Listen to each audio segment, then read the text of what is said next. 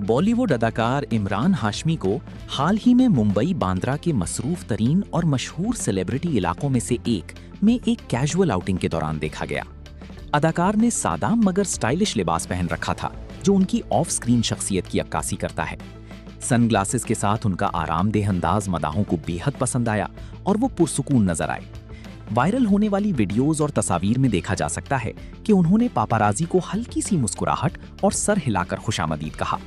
अगरचे उन्होंने ज्यादा बातचीत नहीं की, लेकिन मुख्तसर तौर पर तस्वीर के लिए पोज दिया और फिर अपनी राह ली।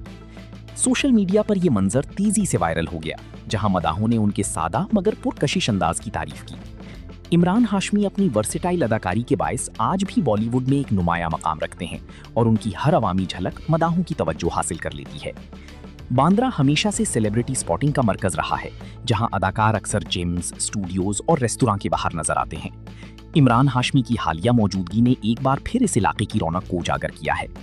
अगरचे ये आउटिंग किसी बाज़ाब्ता तकरीब का हिस्सा नहीं थी, मगर सेलिब्रिटीज की रोजमर्रा जिंदगी की ऐसी झलकियां मदाहों के लिए हमेशा दिलचस्पी का बायस बनती हैं।